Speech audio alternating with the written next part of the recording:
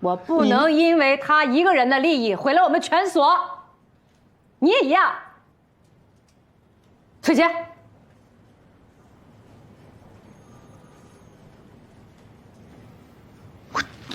这我税都交了，我不退没那么多。税不是问题，所里给你补上。好，我退。说好了啊。啊，退。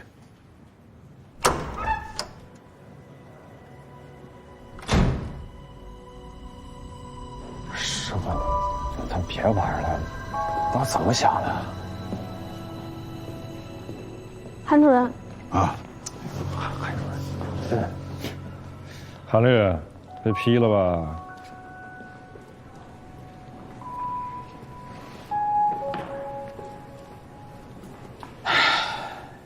老哥，我保不住你，他们逼我退款，实在没办法，我只能答应。啊，这你自己的事儿，你自己做主就好，不用指挥我。别拿鸡蛋碰石头啊！哥哥，我是没办法。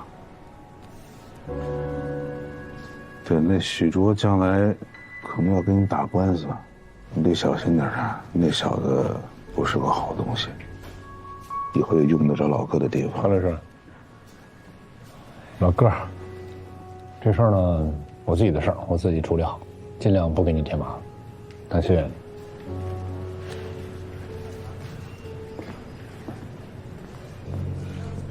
该说的我都说了。之前挺圆滑的一个人，这回怎么那么轴呢？我是没有办法了。我们不能因为他一个人承担这么大的风险吧？张志，你去通知他，以全体合伙人的名义，要求他马上退款。如果拒绝的话，那就只能请他离开良生所了。好，我通知他。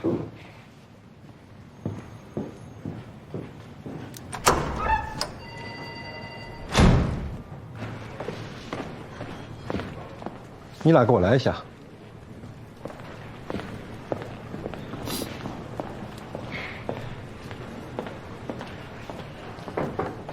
陈律师，哟，张主任有事儿？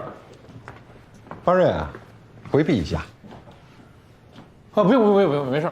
是我徒弟，他在这没事。您说，陈律师，我今天呢只代表合伙人和你谈话，那笔钱呢你必须退。同时呢，我也代表合伙人向你保证，只要你退了，你的损失啊由所里补。我拒绝了，不退。那对不起啊，陈律师，良诚所不能留你了。我走，没问题。我手上现在是4个案子，有2个呢是进所里之后签的，有2个我自己带过来的，所以那带过来的2个我可以带走吧？那不可以，只要你在良诚所办过的案子啊，都属于良诚所。这太霸道了！你说咱这么大所，不怕让人笑话吗？陈律师，既然决定了，那么现在，此刻吧。啊，可以啊，你俩进来。啊，不用，别劳烦他们啊，我自己收拾一下就行啊，没多少东西。那陈律师，那我就不送了。啊，不必。你们俩在这看着，他能带走的只有他的私人用品啊。是他。张主任，等我一下。这没你事。等我一下。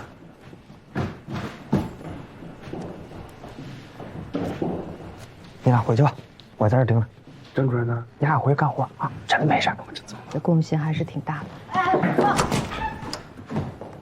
方律师，到底为什么呀？谁让你进来的？出去。苏哥，我不用，千万别动手。你只要动了，让他们看见，你日后在这所里面你就难受了。该我师傅到底怎么了？这个事情是当事人背弃器背叛他，所里还不保护他，在这个时候开除啊？这就是你口口声声说的法律一个原则啊！你说你一个实习生，你懂什么？我可以不懂，但他是我师傅，他也是所里人呀，你应该保护他呀。方瑞，想不想继续在所里工作了？你要开除我吗？这个案子我也拿钱，你是要连我一块开除是吗？你再说一遍。哎，方律，哎，这事儿跟你没关系，我求你了。哎，方律师，我求你，你一定要救救我师傅，求你了，方律师。所里这么做也太过分了。他们也是为了自己的利益，能理解。可是你倒是再跟他们刚一下。刚啊，刚过之后就是现在这种结果。哟，这垂头丧气的。你说你是不是非得是干什么？跑上去，结果不还是一样吗？方瑞啊，师徒一场，我今天离开良诊所，我也肉麻一回。跟你在一起共事这段时间呢，我很开心。能做你师傅，让你做我徒弟，我也很开心。这段谢谢你陪我啊，能来日方长。婵儿，你资质不错，但少耍小聪明啊，加油！你也一样，努力点，司法考试给过了。走了。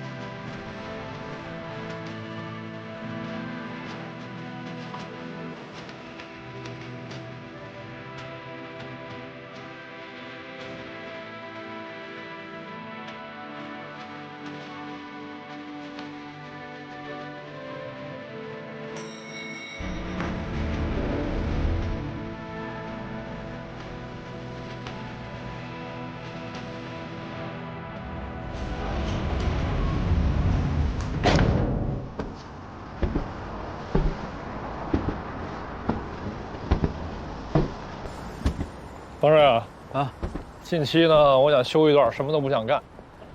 你呢？我先找个地方安顿下来，复习备考，今年一定要考过。自己说话算数啊，一定得考过，知道吧？咱俩就随时电话联系就行啊。我走了啊。师傅，我有事要跟你坦白。坦白这么严肃吗？什么事儿？我在您身边，其实是有任务的。哦，还有任务呢？什么任务啊？说来听听。您来良诊所，经常去档案室里看案卷，所里对您不放心，就把我安排在您身边，看看您看的都是什么案子。你姑姑派你来的？应该有他的意思，但不是他出的面。嗯，知道了，谢谢你告诉我这些。我还有一个事。还有？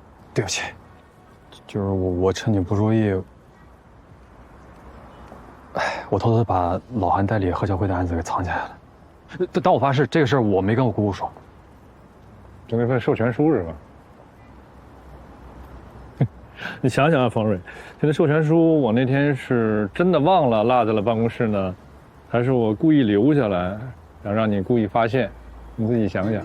反正我没记错的话啊，我当时是把那授权书放在了那一叠文件的第二层。师傅，您知道这事？我当然知道，我设计的呀。切。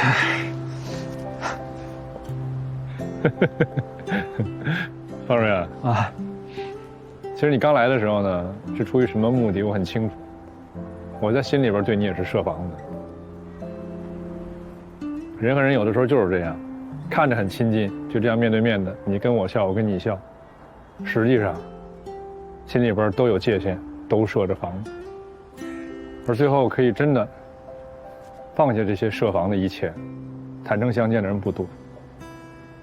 咱们两个经历了这些事儿，我们算幸运，以后就是一辈子好兄弟。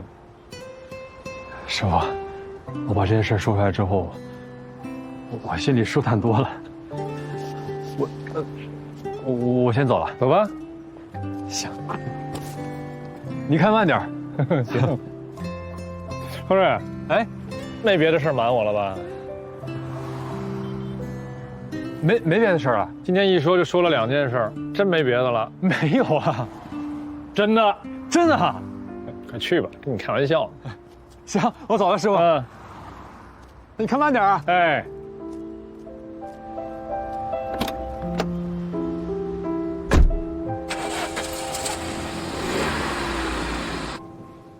方律师，那方瑞居然也要跟着陈硕共进退，你不劝劝他？马上向明山集团致函，邮件也发一份，告知他们良诚所同意将收到的全部款项退回。至于陈硕律师本人收到的款项，纯属他的个人行为。目前，陈硕律师已经离开良诚所，所以良诚所对他的个人行为概不负责。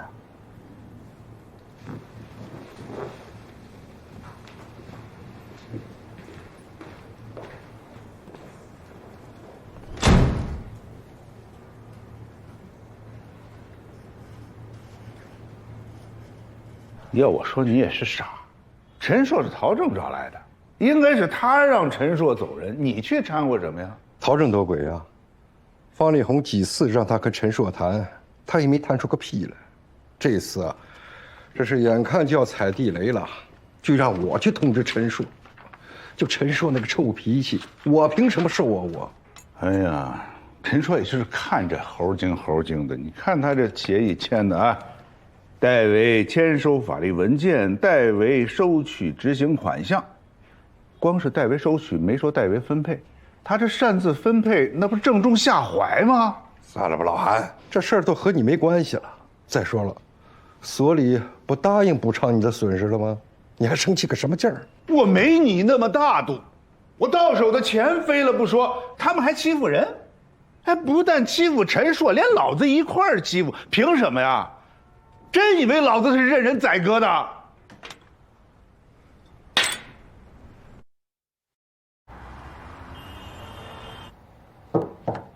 进来。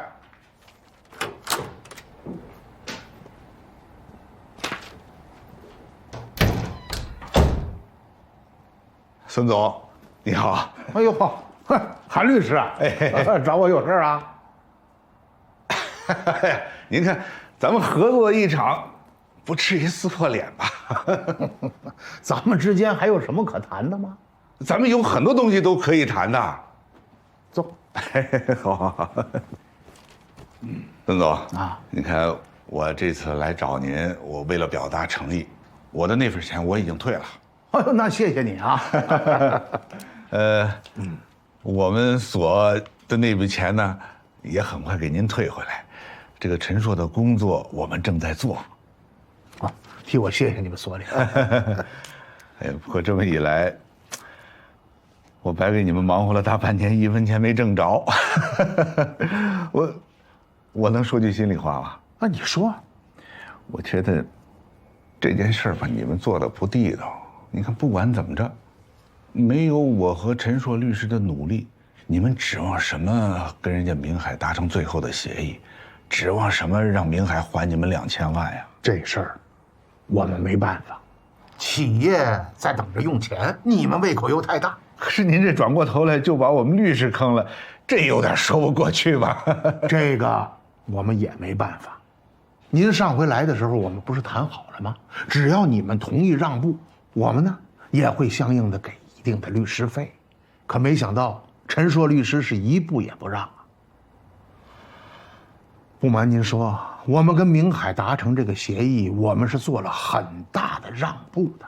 那就是说，我们帮你们打赢了官司，那按照法院的判决，明海要还你们5000万，还有1700万的违约金。你们在和解的时候放弃了这些要求？不放弃又能怎么办呢？是你们是帮我们打赢了判决，可企业还等着钱救命呢。按照我们之间的这个协议，我们还得再给你们1000多万。您说，这协议我们怎么执行？不履行就不履行吧。可是您让我们还钱，这就有点说不过去了吧？咱们不是原来说好了吗？我们提的那560万归我们，然后您再报销陈硕律师的前期成本。是，原来是这么说的，可无奈这陈硕律师是一步不肯让啊。而且陈硕律师私自提款这个行为，可是涉嫌违法呀！啊，我们完全可以把钱全都打回来。那既然能这样，我们何乐而不为呢？哎呦啊，合着我们忙活了大半年，1分钱没挣着，赔上了前期成本，还得承担法律风险。哎呦，我们这案子办的真是……孙总，不管怎么说，您能当着我的面开诚布公的说这些，非常感谢。韩律师啊，您今天能来，我也很感动。我孙明山不是个无情无义的人，我以前也被人坑过，知道被坑的滋味。其实呢，这件事本来就是想先把钱打过来，然后我们双方再谈一个合理的价格。那今天既然您来了，这样吧，等我和你们陈律师这档子事儿解决了，您再来，我一定给您一个合理的补偿。太感谢了！您看我这次来就是想跟您解释一下，那个钱我给您退回去啊。我希望您能看在我忙活的面子上，不要为难陈律师啊。哎，他要是能像您一样把钱退了，我不为难他。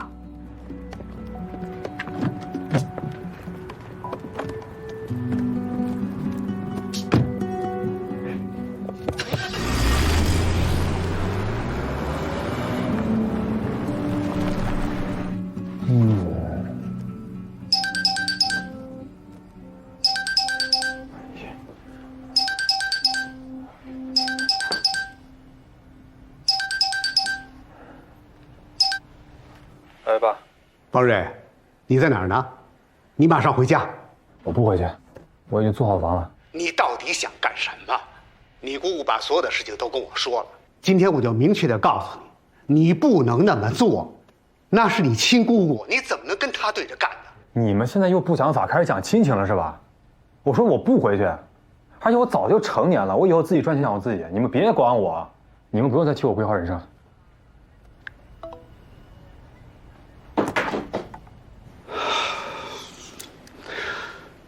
越来越不像话。你说什么？梁成所这个时候把你给辞了？对呀，觉得我是他们负担跟麻烦嘛，那肯定辞了我。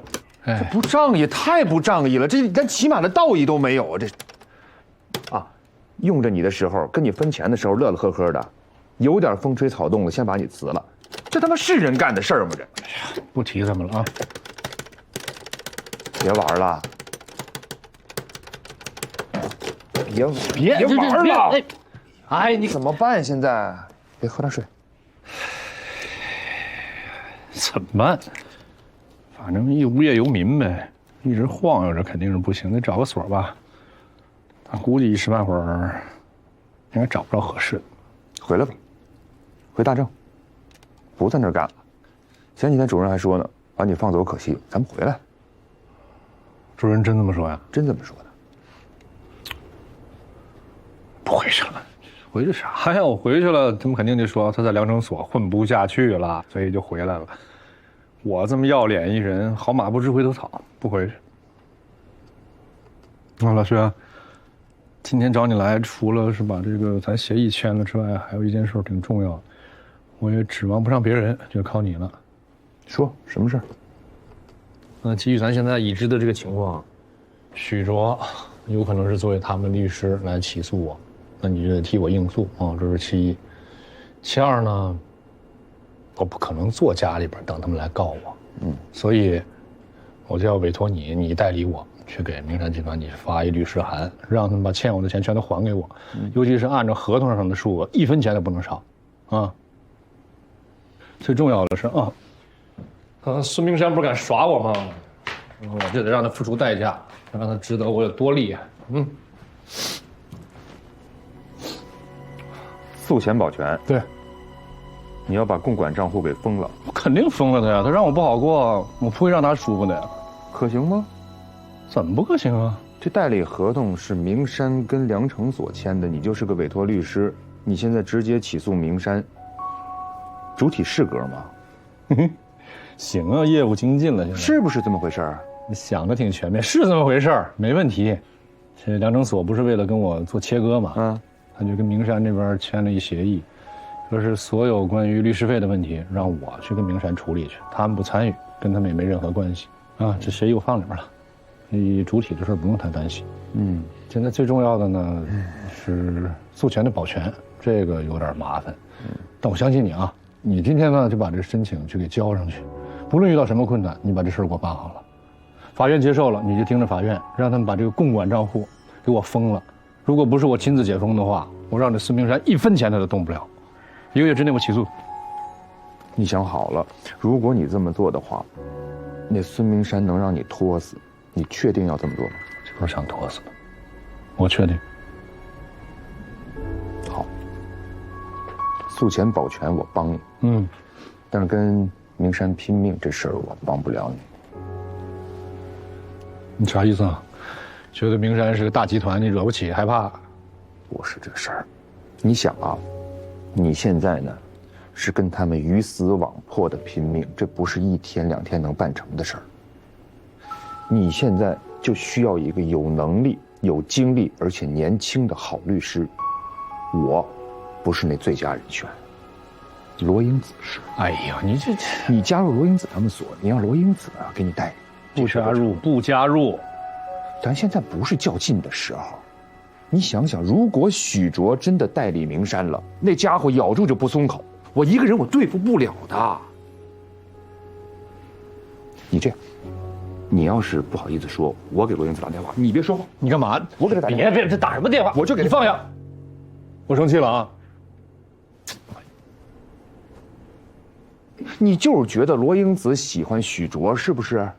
啊，许卓是什么呀？许卓就是个人，不过是有点传说。哪个女孩一开始听那传说能躲得过去啊？罗英子也不例外。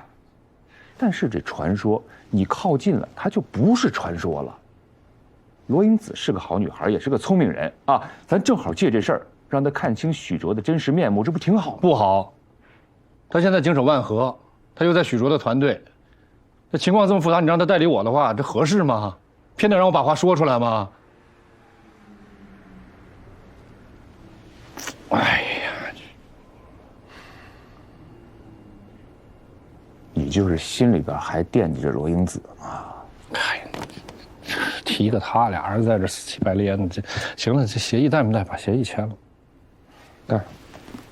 这也不行，那也不行的，不知道什么行。不提的说不了话呀。还是那格式，这怎么这回要坑我多少啊？手下留情啊！但是这700万打回来的话，分成比例你说了算啊，老哥。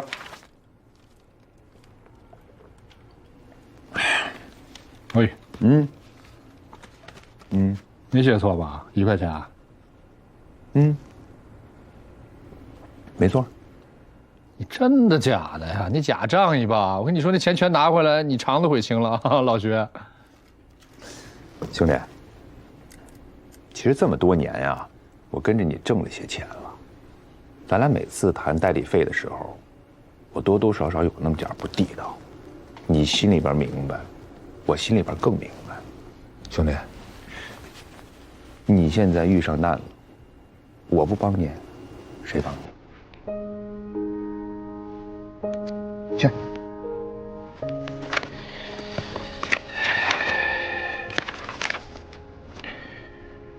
真1块钱啊？真1块钱。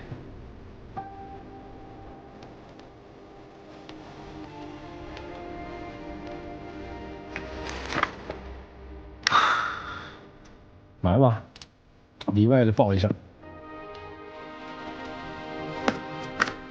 抱一下。哎呀，好好的啊，有我呢，有你现在我就安心啊。行，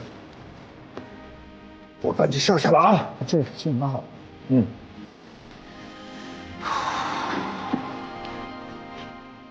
老薛，哎，那个，真的谢谢你。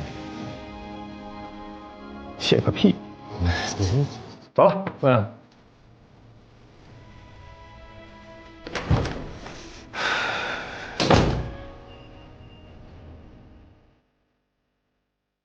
孙总，陈硕那边发来律师函来了，要求咱们支付他全部的律师费用。这事儿您怎么看？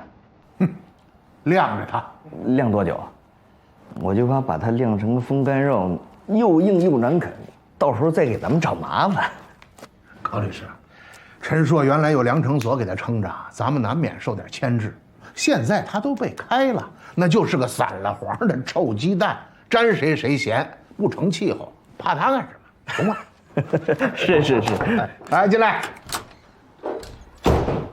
孙总出事儿了，法院把我们的供款账户给封了。啊？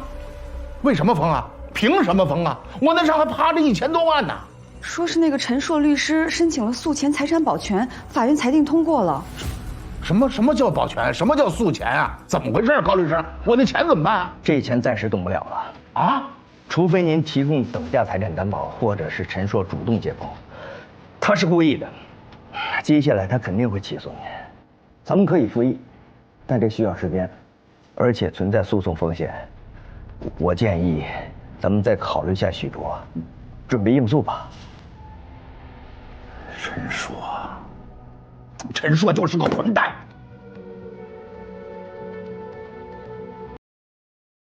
孙总，许卓咬死了就是不降价。我诉500，他要500啊，一个比一个贪心呐。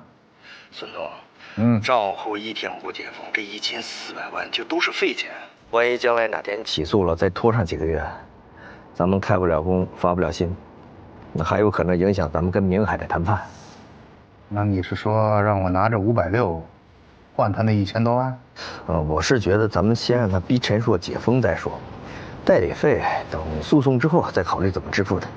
哼，许卓、陈硕、明海都想拿住我啊，都想逼死我。哼哼，哎，答应他，但是啊，我要风险代理。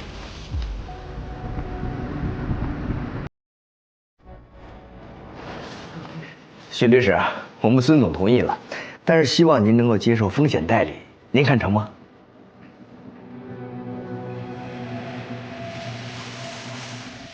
你这小男朋友行啊，长得不错，还有钱。可拉倒吧，他有什么钱啊？他还欠我钱呢，我还得帮他要账，我光给他操心。那你们这个爱情模式可不行啊，还没在一起就当妈，那可是大忌。问你个问题呗，有没有8块腹肌啊？这我哪知道呀？你们这出生入死要债的交情，没摸摸呀？没事吧？害羞了，不好意思了，是不是？徐律师，脸都红了你。我是千叮咛万嘱啊，这事儿就靠您了。这个案子找别人不敢说，找我不会让你们老板失望的。合作愉快，合作愉快，合作愉快。成，那个合同我们抓紧时间给您发过来。好，再见。再见。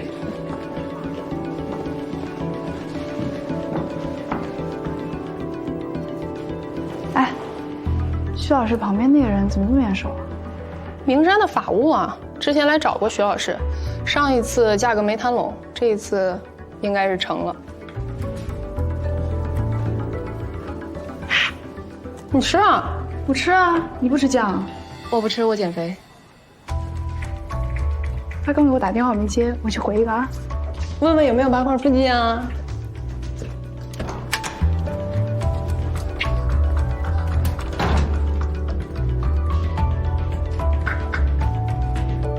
喂，秋姐，许卓确定代理名山了，我亲眼看到的。现在怎么办？要告诉罗姐吗？这件事情到此为止，你别让许卓发现你。我想想怎么跟罗英子说啊。行。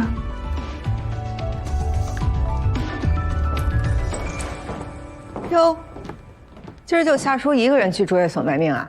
你跟家多清闲呐！卓越所不是到收尾工作了吗？他一个人去就够了。哎，那要不然叫我夏叔出来吧？我看你们俩最近在卓越所孤军奋战，挺不容易的。我请你们吃大餐。吃大餐，先待会儿再说吧。我问你啊，哎，你是不是把之前量程所的那个八卦群给退了？我又不到那儿上班了，我还留那群干嘛呀？他们所破事儿，我一点都不想知。3天前，梁成锁跟陈硕切割了，梁成锁逼陈硕走人啊，情况就跟咱们当时是一样的。陈硕主动提出的离职。那他怎么都没跟我说呢？因为什么事儿啊？说是因为陈硕私自从共管账户转账，被明山集团威胁起诉。但这不是重点，重点是夏叔刚才给我打电话，说许卓已经正式代理明山集团要起诉陈硕了。什么？其实前几天夏叔就发现明山集团的人接触过许卓，只不过当时没谈拢，还没签合同，我就没跟你说。许卓代理明山，梁成锁又辞退了陈硕。哎，不是，陈硕跟我聊过这个案子，他不就是一个什么经济纠纷吗？所以我才觉得，可能不仅仅是经济纠纷。如果要仅仅是经济纠纷，那梁成锁至于吗？那还会有什么呢？明山找许卓，肯定是冲着陈硕来的。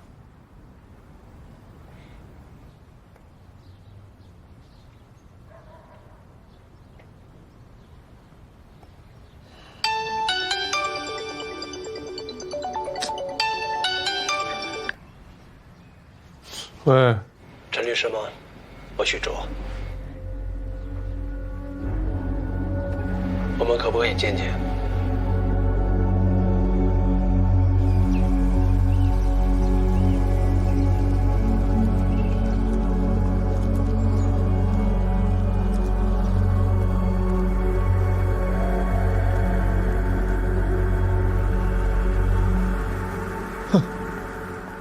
许律师啊，这地儿不错啊，有腔调，够大，这少点人气啊。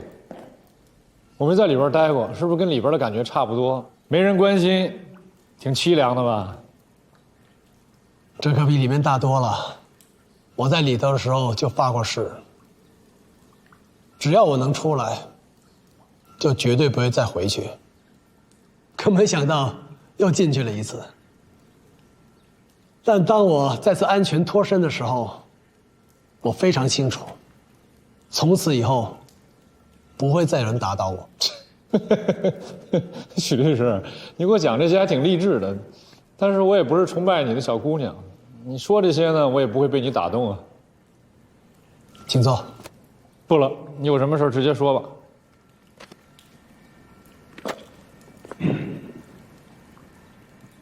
我并不想和陈律师为敌，接手明山，我实属无奈。只要陈律师愿意和明山坐下来谈判，承认从共管账户上转款属于违规违法行为，那钱的事情好办。许律师，你今天约我来，并且刚刚跟我承诺这些，明山集团知道吗？我没告诉他们，我想和你私下谈判解决。背着自己的委托人私下约对方去勾兑，这有违律师的职业素养吧？还有啊，如果是就这件事的话，我可以直接回复你，我不同意。陈律师，我和你往日无怨，近日无仇，为什么逼我？对呀，这话说的没错呀，咱没什么仇怨啊。就算是3年前咱们打过官司是对家，我输了，可也没什么仇怨呢。我为什么逼你啊？啊，再说我逼你什么了？你知道？我不知道。好吧，现在我不代表明山集团，我只代表我自己。只要我们能做到井水不犯河水，你不找我麻烦，明山的事情我帮你摆平。许律师，你到底在怕什么呀？这么说，就是不答应了。不怕树敌吗？我陈硕走得端，行得正，我什么都不怕。还有就是，如果因为这件事儿，许律师你想对我做什么的话，随便，我不怕。再想想。不需要。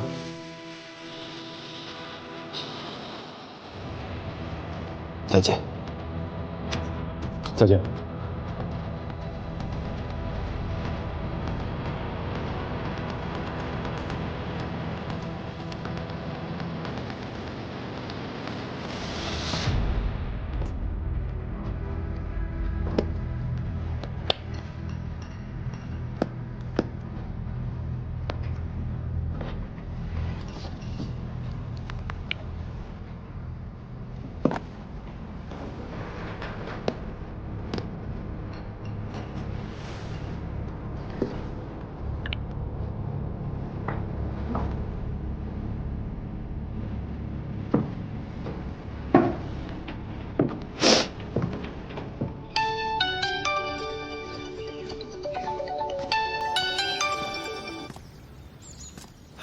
喂，喂，陈无良，听说你被梁政所开除了？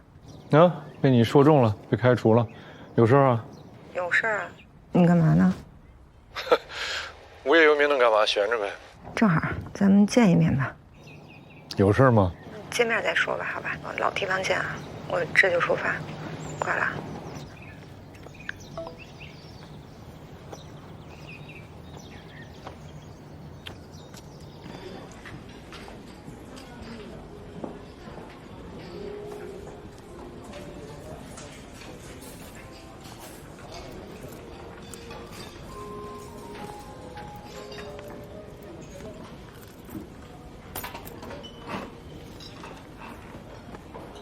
什么事啊？灵山的事我听说了。啊，不就一普通的案子吗？再说了也没规定律师自己不能打官司。倒是你挺奇怪的，为了我特地过来的，不会是代表谁要劝降我吧？什么意思？没听明白，那我就说的明白一点。你不会是代表许卓来劝降我啊？那我告诉你，这样做没有任何意义。我陈硕不是被吓打的。我劝什么降？我为什么跑过来？你不清楚吗？不清楚。这不就是一普普通通的经济案件吗？为什么呀？跑这么老远？因为什么呀？这样子呢，就算是最后我输了，大不了我还钱呗。你这么着急干嘛呀？为什么？因为什么？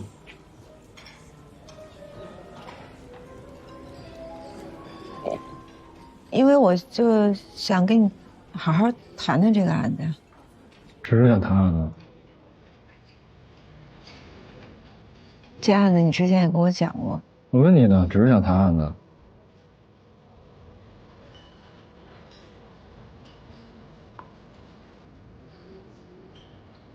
我现在只是想知道更多的细节。那行吧，那就谈案子。还有，你把那个合同发给我。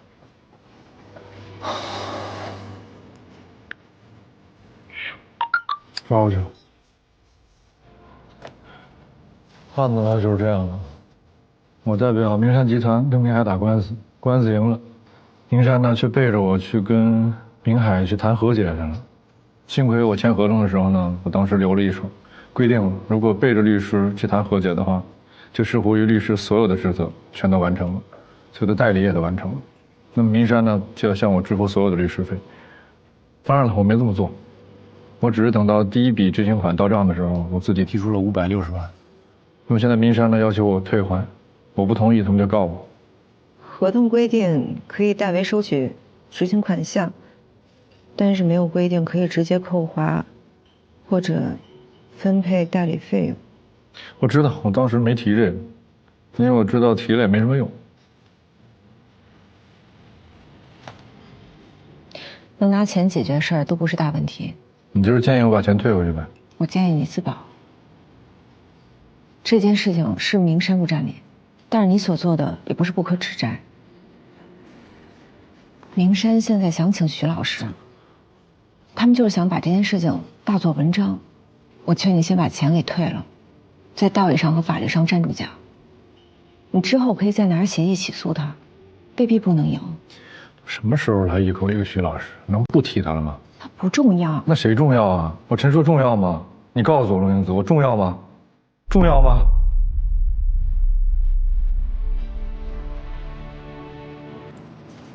他不重要啊！行，他不重要，我也不重要。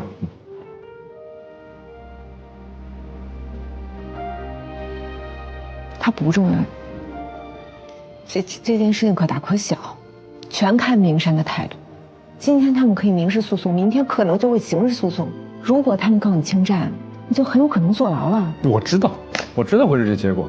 那你作为律师，你现在咱俩谈谈这案情。你代表明山的话，你往哪个方向打呀？你会往刑事方向打吗？当然不会啊，这就是一个普通的经济纠纷呢。那不就得了？你提什么刑事呀？你刚刚说了，这只是一个普通的经济纠纷，除非你知道这个许卓，他一定要告我侵占，把我送到牢里边去。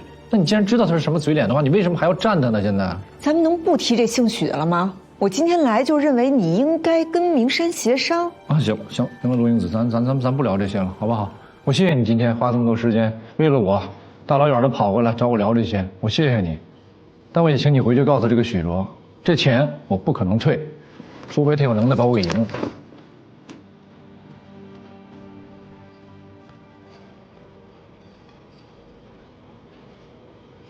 眼中。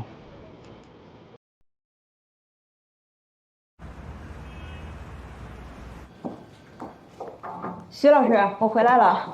坐。哎，相亲现在怎么样？嗨，这个刚见了一面，八字还没一撇呢。那太好了，我真担心你相亲成功了就不回来了，那我损失可就大了。徐老师，那个我有件事儿想和您聊聊。你说。您是要代理明山集团起诉陈硕律师是吗？我刚签完约，你就听说了。是，明山集团是要起诉陈硕，怎么？你是想？陈硕是我朋友，所以我也想为他做点什么吧。那个合同我看过了，固然陈硕没有经过甲方的同意擅自转款，这事儿他欠妥，但毕竟明山背信弃义，违约在先嘛。徐老师，咱们都是干律师的，也都有被自己当事人背叛过的经历，所以您应该很能理解陈硕擅自转款的原因，对吧？您看您能不能说服明山集团先履行协议，然后再通过谈判的方式来解决问题呢？你是在哪看到这份协议的？我管陈硕律师要的。这是一份保密协议啊。是，但是明山不是也认为协议履行完毕了吗？这份保密协议是没有期限的。算了，既然你已经知道了，那你就应该清楚，现在我是明山集团的代理人，我所做的一切要对明山负责。那您打算接下来怎么办呢？首先，陈硕律师应该把那笔款转回明山集团的账户上，想解决问题，这是第一步，接下来再谈律师费的事。但徐老师，您也应该知道，明山集团背着自己的律师跟对方谈判，陈硕就因为这件事情对明山集团产生了极大的不信任感了。在这种情况下，您让陈硕首先还款，我觉得这事儿挺难办的。如果坚持不还钱，那我作为明山集团的代理人，我只能说很抱歉。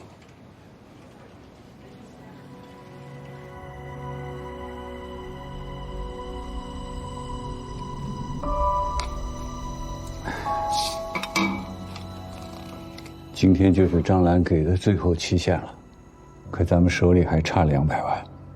对，小雷，要不你找张兰再好好谈一谈，让她宽限一下。没戏。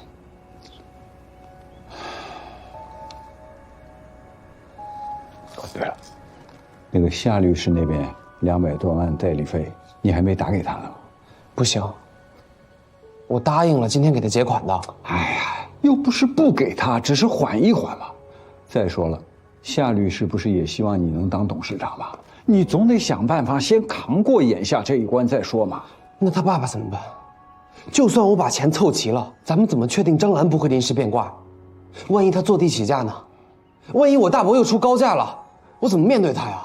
我知道你喜欢他，可你也得想想你父亲这一生的心血，你得想想咱们新城这成千上万的工人，股东会你要是争不下来，别说我这边怎么办，那么多工人怎么办？你想过没有？喂，秋姐，星辰集团的钱打过来了吗？我给你看看啊。还没呢，夏叔。哦，好，我知道了。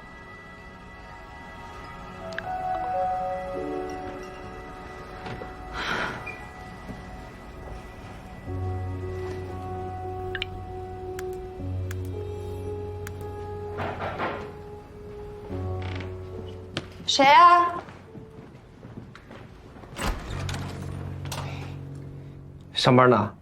怎么回事啊？我钱怎么还没收到？我能先进去说吗？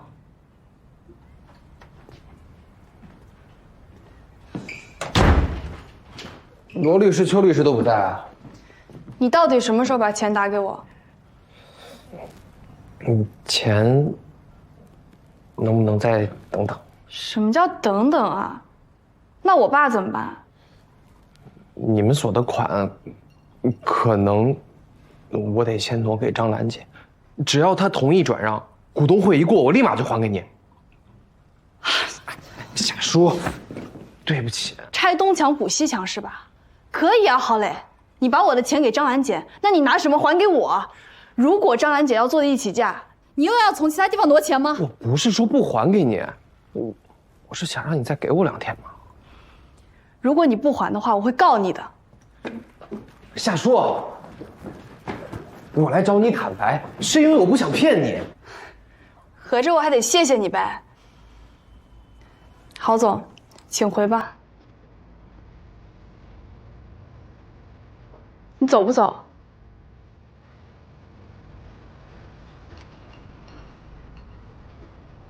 对不起。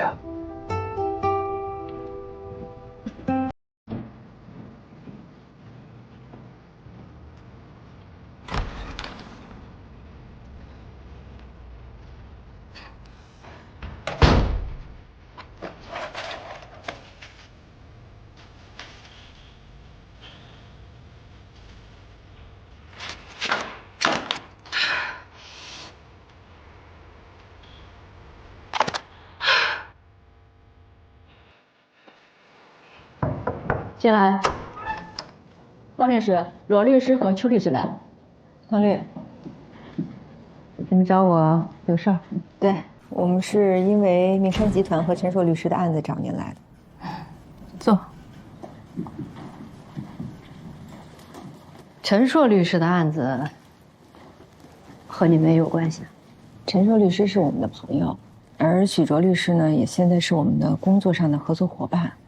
所以我们不希望他们任何一方在这其中受伤害，所以今天就是以私人的身份来的。方律，我们听说明山集团一表示要起诉陈硕律师，梁成所这边就把陈硕给辞了。这不像是我记忆中的梁成所。虽然我们现在已经不是梁成所的人了，但是我记得当年在我最困难、最危险的时候，是梁成所和您保护了我。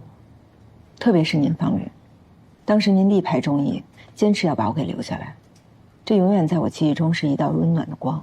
所以我特别不理解梁成所为什么在这个时候急于要和陈硕做切割呢？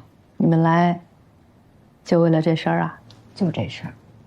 您也知道，陈硕当时是代表梁成所签的这份协议，所以梁成所在这时候抛弃自己律师，还把自己摘出来。我怎么想也不觉得这是梁成所和您能做出来的事。怎么能说抛弃呢？是因为所里已经决定同意明山集团的要求，把代理费呢给退回去。我们也再三的跟陈硕律师做工作，希望他配合，可是他坚持不退。那所里有什么办法？很无奈呀。可他不退也有不退的道理啊，是对方委任在先。但是他的道理只能将来在法庭上让他自己去说了。再说了，他这一次的事情和你那一次事情性质完全不一样。你的那件事情再危险，那只关系到你个人，但是这一次不一样，关系到全所。你们也知道，梁成所和卓越所在万和的项目上合作非常的密切。我不能因为陈硕的个人原因影响到了万和项目，这其中的利害关系，我们再三的跟他解释，希望他呢能顾全大局。没想到啊，这陈硕还真是顽固不化。你说，我们应该怎么办？方律师，这是梁成所最后的决定了吗？什么？切割呀。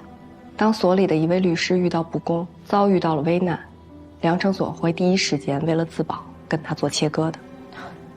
如果你硬要这么理解的话，没错，这就是所里最后的决定。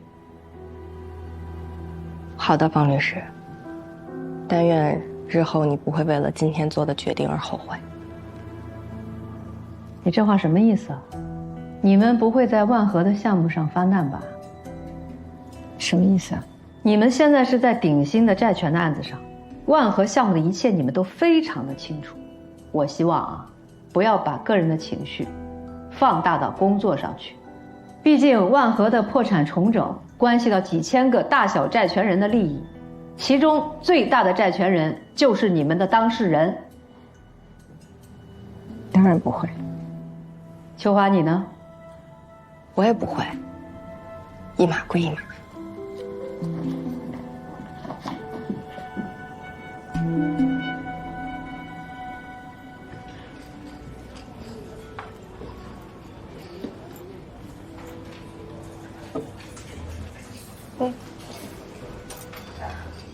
我什么想法、什么态度，昨天说的很清楚了，这还要聊什么呀？还非得见面啊？你来我们所吧。如果你还没找到下家的话，你之前不是也说过吗？我们需要一个干脏活的人。我们所现在出资份额我占40%，秋华占30%，夏叔20%。如果你来的话，我们各自出5%，怎么样？不去。我不需要别人怜悯。你当然不需要怜悯了，完全是因为你的实力。我们确实需要这样的人。秋华也说你合适。谢谢，说不去就不去，我还有事先走了。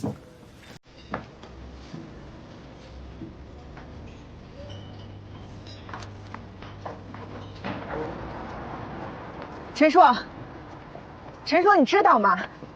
名山集团把要求你归还的560万全都拿出来，给许卓当律师费。他们想的根本就不是经济利益，他们就想把你往死里打。你现在光杆一个，连个律所都没有，你一个人怎么跟一个集团去抗争呢？我不怕，合同法不是规定了吗？合同的各方都是权利平等的民事主体，我受法律保护。我去找过方立红了，他现在态度非常坚决。如果只是民事，为什么梁成所一出事马上要跟你做切割呢？你为什么去找他？我找他保护你啊！他保护我什么呀？我就是被他开掉的，他怎么保护我呀？可是名山集团的合同是和梁成所签的，梁成所这个时候有义务保护你。我去寻求帮助也是为了保你。你这不是保我，是在羞辱我。你到底知不知道啊？这许卓跟梁成所的关系有多近？你这么去为我说情的话，许卓以为我在示弱呢。你怎么那么在意许卓对你的态度呢？因为我知道他能做出什么事儿来。能做出什么事儿啊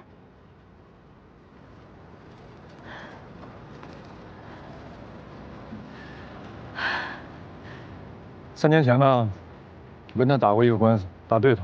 他的委托人是一个年轻的女孩，我代理的呢是这个女孩的雇主。开庭的时候本来一切很顺利，这案子我铁赢了。可是呢，这许卓搞突袭，偏说这女孩有精神方面的疾病，要求做鉴定，结果庭审就停了。后来再开庭的时候，我才知道，这女孩还真的进了精神病院去做治疗了。而许卓呢，也拿到了专家的诊断证明，他就抓着这点不放，一直咬着说在我的雇主和这个女孩签合同的时候，女孩的精神是有问题的，不具备完整的民事行为能力，而且呢，法定代理人也没有追认，就说这个合同是无效的。就这样，他赢了这官司。然后呢？然后我想说，这个女孩跟现在的你是一样的，一口一个许老师，对她很崇拜，对她很爱慕，所以我怀疑许卓利用这个女孩对他的感情，一定是对她做了些什么。后来我去了精神病院，我见了这个女孩。只要我提到许卓，这女孩就受不了，就崩溃了。许卓这个人他不能输，为了赢他可以不择手段，该说的我全都说了，信不信由你。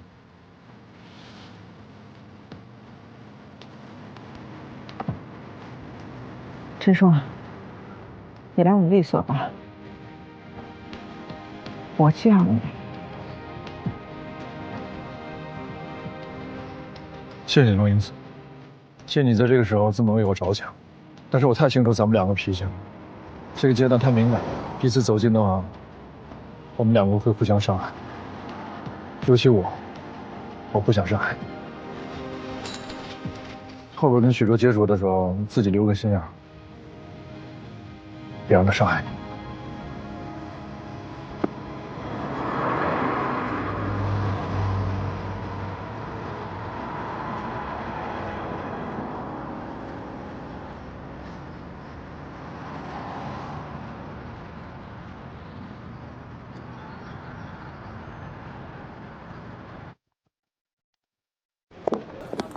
许律师，请。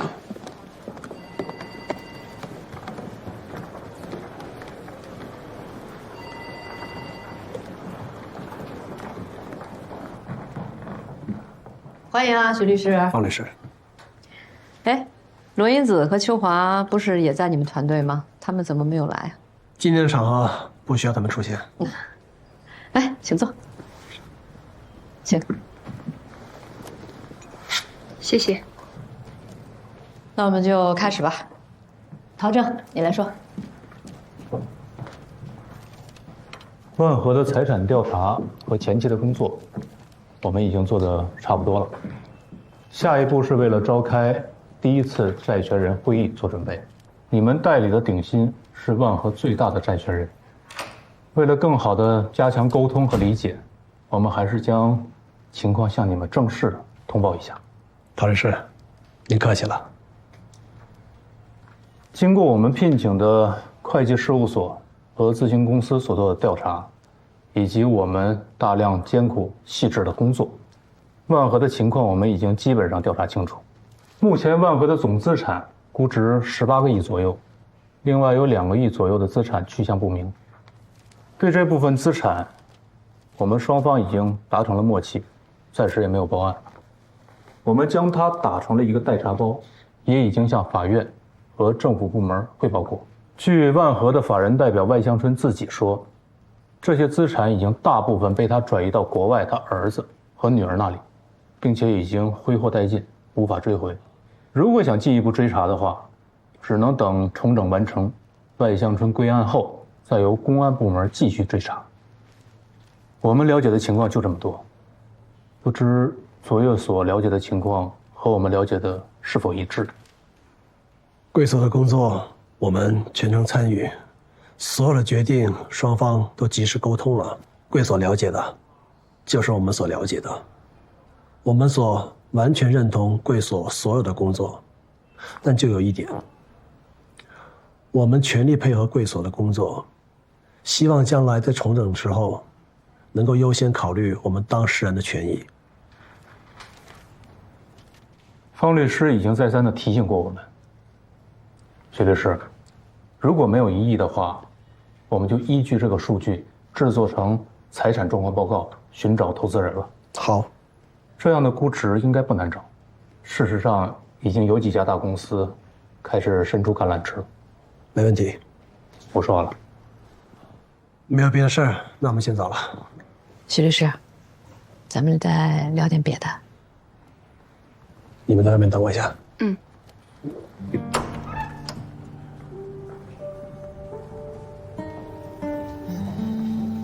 徐律师，还有一件事儿啊。昨天呢，罗英子和秋华来到我们所，他们希望呢，在这个明山的案子上，对陈硕给予保护。我拒绝了，但我还是很担心的。你担心罗英子会因为陈硕事情泄私愤，把万和转移资产的事情抖出来。他现在就像一个定时炸弹，马上就要开债权人会了。现在所有的债权人的神经越来越敏感，万一这个消息走漏，我们都将前功尽弃。这还不是最可怕的，我们将面临知情不报的法律风险，还要面临巨额的赔偿。许律师，你对罗英子的掌控究竟有多少？我们之前谈好的陈硕的问题已经不是问题了，罗英子怎么办？他对是否公开万和的事态度还很摇摆，但是呢，作为事件当事人之一，同时他也是律师，他知道受托的义务和风险，如果一旦泄露了，他也是首当其冲。放心，我会处理好。我是担心啊，陈硕的事儿，他不会罢休，就怕到时候连累万和和鼎鑫，也许还会扯出祝成。您也不想让他了解祝成案的真相吧？万一他知道你也牵连其中的话，他一定和你做切割。那到时候曝光万和是必然的。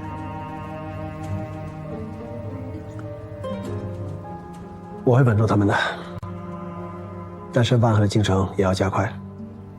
我们已经在加快了，这个你放心。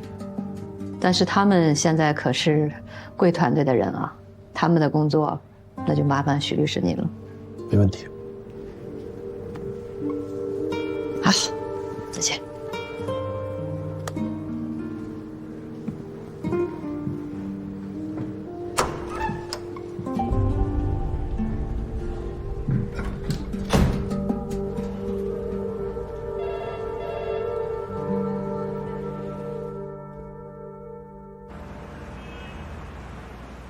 万和有2亿去向不明，肯定就是被他们转走了呗。徐道律师，趁现在债权人会议还没有开，我们抓紧报警吧。刘总，约你过来就是想商量这件事情。商量？这还有什么好商量的？有钱不还还转移资产，这叫什么釜底抽薪？对于这样的人，必须让他们牢底坐穿。如果现在报案，很可能万和的老板就会入狱。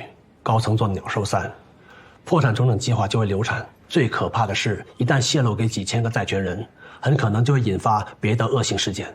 所以我建议我们先暂时不公开，等重整完成之后再去报案。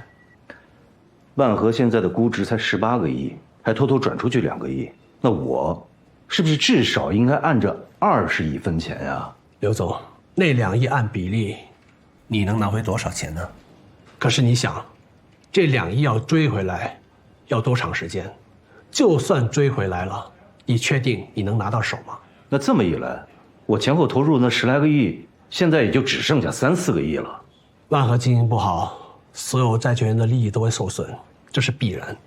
不过刘总，你放心，我们全程参与和监督管理团队的工作，我们了解真实情况。如果我们暂时不公开，配合良辰所完成重整，将来重整过程中，他们会优先考虑鼎新的权益。估值低有估值低的好处，正因为估值低，投资人会更愿意入局。重整成功，债权人的利益才会最大限度地得到保护。我就问你一个问题，我损失的这些钱，我问谁去要啊？啊？刘总，其实鼎新可以考虑对万和进行投资。现在万和的估值才18个亿，低位入局，将来可以获得更高的回报。说的轻巧，我现在已经没钱了，我的全部身家都砸在万和了，已经损失了7、8个亿了，我哪还有钱再继续往里砸呀？但是如果不是我们当初找到万和存在优质资产的证据，那万和早就破产奔清算了，可能鼎新连1个亿都拿不到。如果我们现在暂时不公开，等重整之后再报案，我们还可以拿到一手。3次投票，我可以从中斡旋，让良辰所在重整计划中把我们的利益放到最优。我保证，一定让鼎新的利益最大化。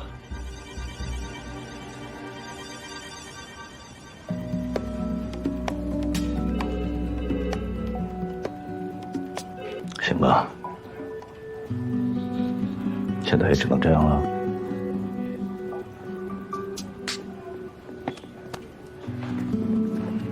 关于投资万和，我希望你能够慎重考虑一下，决定要趁早，不能让别人抢先机。我考虑考虑再说吧。这一堆事儿哪有时间吃？哎，咱们这案子能赚多少？大叔，你什么时候也变成钱串子了？我早就变了，向陈律师学习。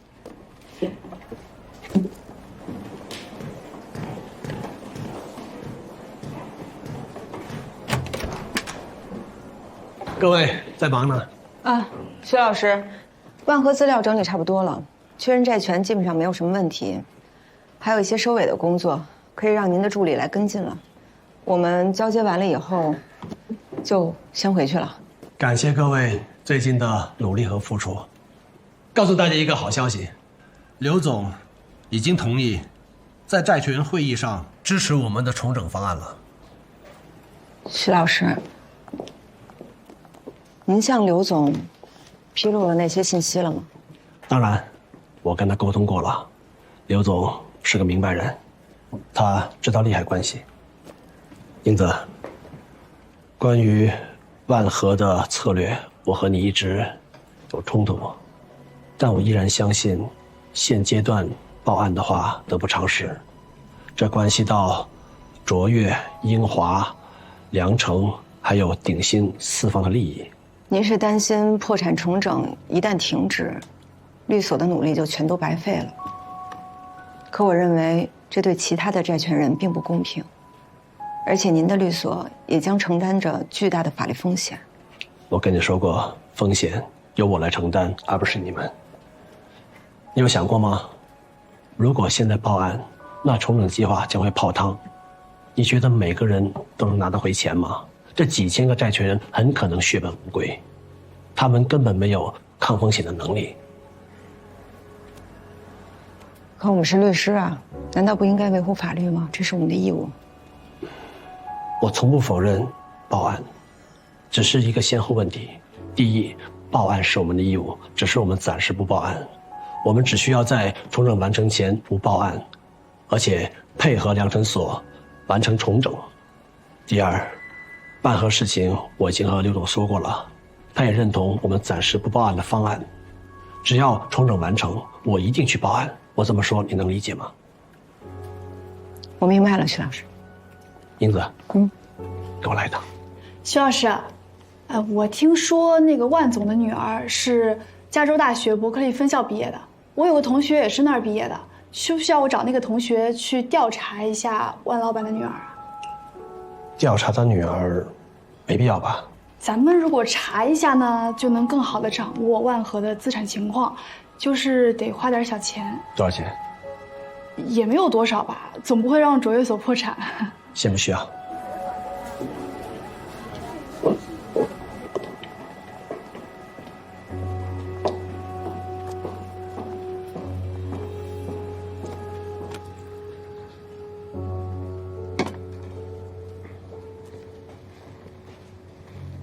谢谢。英子，之前邀请你加入卓越所，你拒绝了我，我能理解。毕竟我开出条件对他们不公平，我想跟你道个歉。徐老师，您叫我来，就是为了道歉？我想把你留下来。如果我现在能开出更公平的条件，你愿意考虑吗？其实说实话，您一开始让我入伙的时候，我真的很心动。我很喜欢和您一起工作，在您这儿我也学到了很多，也很钦佩您的法律理想。但凡条件公平点儿，我可能就真的加入了。但后来我又想了想，如果您再给我一次机会，就像现在，我还会加入吗？答案是不会。为什么？我一直认为我和您的法律理念很相近，都认为法律应该坚守原则，法律是保护，是正义。但后来我发现，法律也可以伤人。你在说陈硕，你怪我起诉他？不是，我没有特指什么。我这个人其实就是喜欢把问题简单化。但是您偶尔会让我觉得很复杂，可能也是因为我进入这个行业没几年吧，所以对法律的理解不够。我说了，我起诉他，是因为我尊重法律，仅此而已。徐老师，我刚才也说了为什么会拒绝，我也表达了我很喜欢卓越所，但毕竟我还有团队。不过不管怎么说吧，我还是很感谢您的，谢谢您。遗憾了。希望等万和结束后，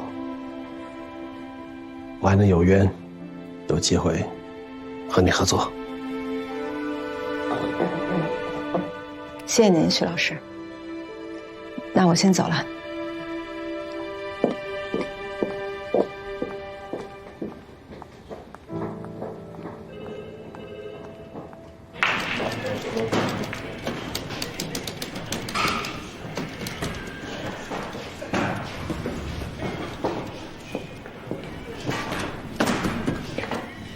来了。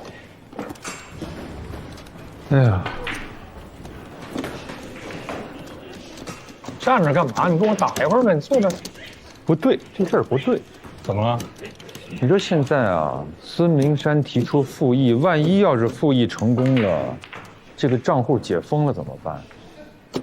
诉权保全不容易，我这拼了老劲儿了才给你申请的。且就且了呗，该起诉起诉嘛。他能找许卓恶心我，那不还钱的话，我也不能让他痛快，跟他死磕到底。什么呀这？证据目录你都整完了？对方不是许卓吗？那不得做好功课，好好应对一下。他说呀，其实这些天呢，我都没吃好，我也没睡好，我就琢磨这事儿啊。我总觉着这个诉讼不如坐下来谈判。现在孙明山已经让你逼得狗急跳墙，找上许卓了，这是要合起伙来弄。我怕你出事儿。你不想诉讼？我不是不想诉讼，我是怕你安全有什么问题，明白吗？没问题，不用担心。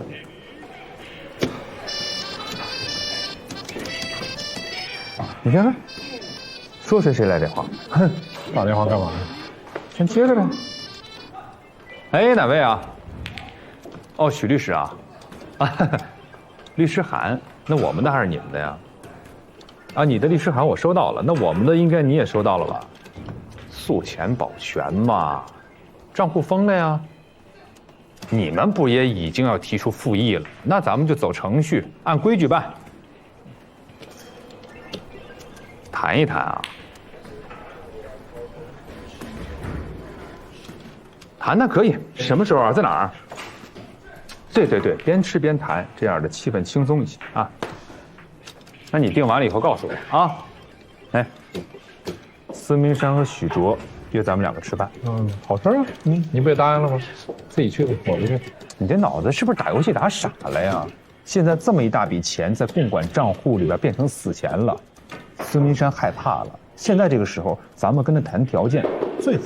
没什么好谈的，该还我多少钱还多少钱，一分钱少了我都不干。我没让你少啊，对不对？咱们吃顿饭，我把这事给你解决了。不去，去，不去。哎呀，走吧，走吧，走。说不去了，走吧，你走了。不去，这么多人都看着了，我不去。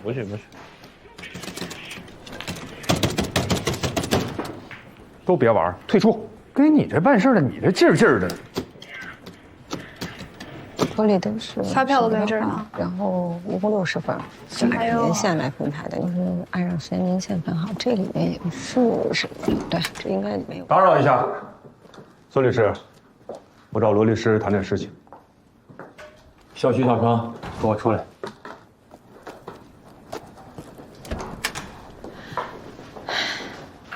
秦律师，什么事儿？3位也都知道，债权人会议马上就要开始了。我们虽然跟刘总统一了意见，但是这件事情还是有咱们几个知情人，理论上不能算密不透风吧。在万和债权人会议召开之前，万和的几千个股东神经都是高度的紧张，万一有什么消息走漏出去，可能会激化事件，造成不可挽回的结果。我这样说，3位能明白吗？明白，秦律师。那对于万和的法人代表犯罪线索暂不报案的决定，之前我们双方达成过共识，这也是为了万和的从整，还有我们每个人的切身利益。3位也提前知晓了吧？哦，知晓。那好，我这有份保密协议，请3位配合签一下。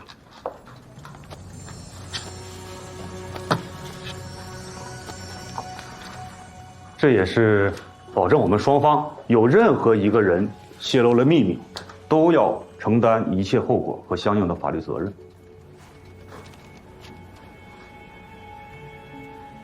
有必要吗？是许律师不相信我们，怕我们泄露出去？罗律师，我们也是在用法律保障各个方面的利益嘛。那我们曾经也跟许律师表达过啊，我们会遵守契约的，我们是律师啊。我非常相信您具备契约精神，但是您手上不是刚好就有一份契约吗？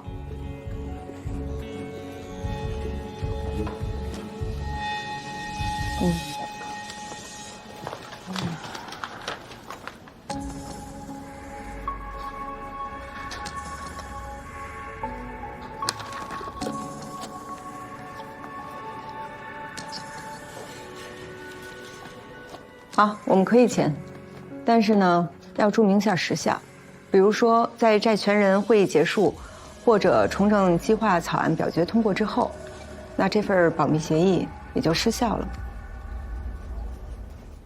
可以，没问题。好，那你们去修改一下吧，重新打印完了我们就签，好吧？尽快啊！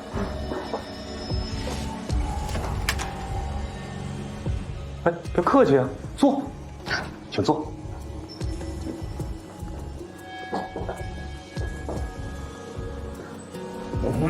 英子，你这回看清楚了吧？许卓根本就不信。不过这签不签的，咱们也有保密的义务。你可算了，英子，他分明是怕你毁了破产重整，这眼看着拉拢你没成功，这就坐不住了，改用法律手段来管你。那这个时候这么急迫的让咱们签这份协议，肯定是知道咱们去过量程所了。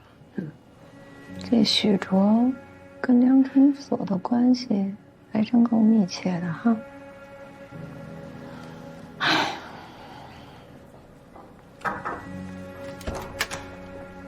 罗律师，你协议改好了。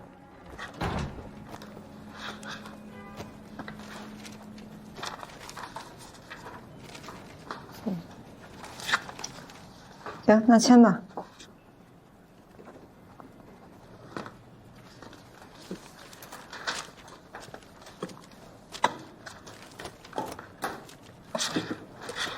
谢谢。哎呀，那个三位不要介意啊，我也是例行公事啊。接着忙，我就不打扰。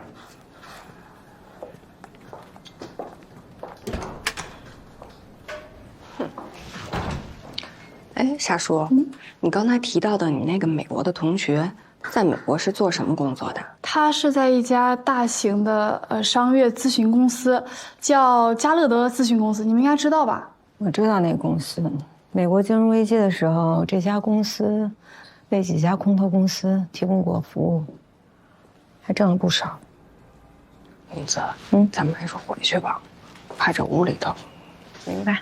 还没到下班点呢，咱们还下班呢，人都让咱签协议了，咱回自己地盘说话去。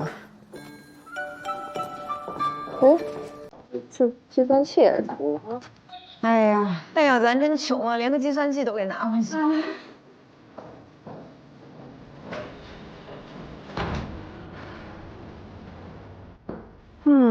所以你们的意思是我们找加乐德公司帮忙调查万老板儿子女儿在美国的资产情况？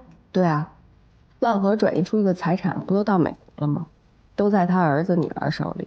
他说已经挥霍殆尽了，但谁知道真实情况是什么样的呀？咱们就找人调查一下，得花不少钱。难道你是怕人万和的债主不给咱们报销吗？他们不给咱们报，咱们自己承担。许卓不查，咱们查。懂了。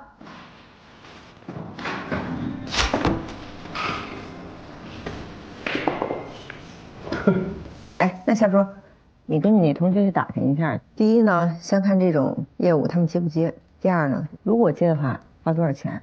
只要这钱不让咱们所破产，咱们就自己拿下。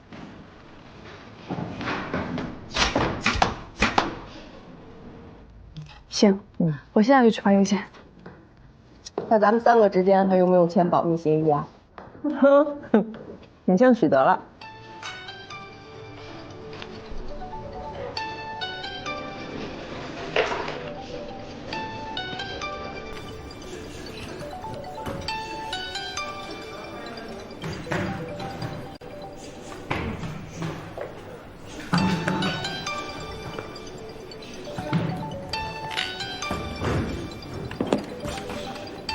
哎，陈硕，我想通了，我支持你。没明白你什么意思。作为一个法律人，我支持你维护律师的尊严和合法权益，我也支持你和明山还有许卓硬刚到底。罗英子，你是怎么了？是跟许卓发生了什么吗？你打起精神来吧啊！将来如果上了法庭，你一定要赢。但是作为你的同行，也更是你的好朋友，我还是希望你能够理性对待这个案子，先尝试着跟对方沟通协商。上法庭是你最后的选择。我还有事儿，不说了，挂了。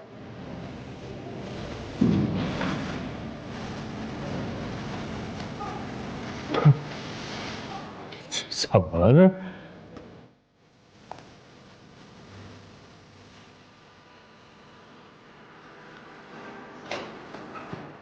哎，老薛，你是跟孙明山还有许卓约好了是吧？不去，